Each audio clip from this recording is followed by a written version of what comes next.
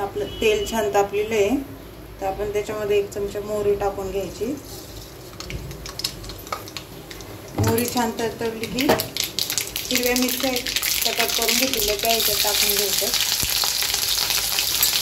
छान हलवून घ्यायचे आपल्याला। 2 कांदे कट करून घेतलेले ते आपण ह्याच्यामध्ये टाकून घ्यायचे। हे पण छान परतून घ्यायचं आपल्याला। आज आपण भेंडीची भाजी करणार आहोत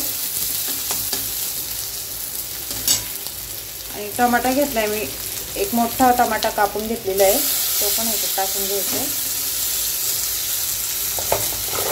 आपल्याला।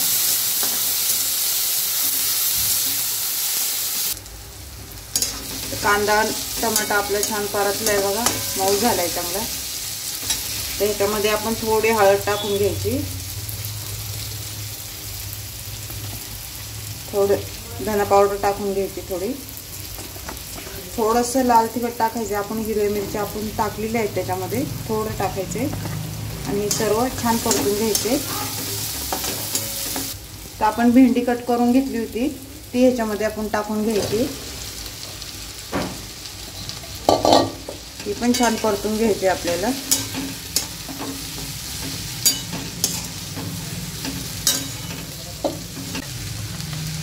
तर आपण चवीनुसार मीठ टाकून घ्यायचंय आता भाजीमध्ये,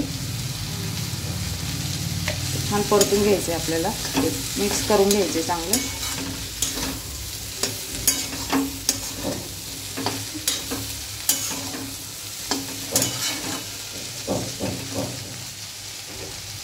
आपण आता ह्याच्यावर झाकण ठेवून घेऊया। तर आपण आता ह्याच्यावर झाकण ठेवून घ्यायचे 5-10 मिनिटं जरा, नंतर बघूया आपण भाजी शिजली का आपली। तर आपली भाजी आता बघूया आपण झाली आहे का।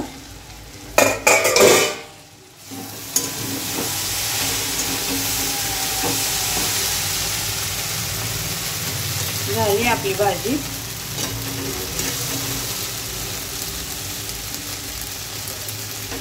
शिजली छान।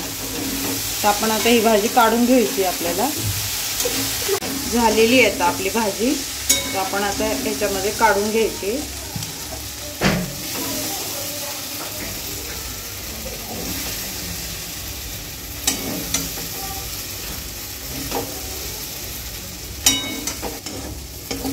तर आपल्याला रेसिपी माझी कशी वाटली मला कमेंट करून नक्की सांगा।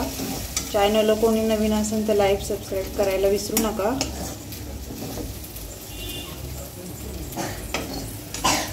कशी वाटते भेंडीची भाजी बघा।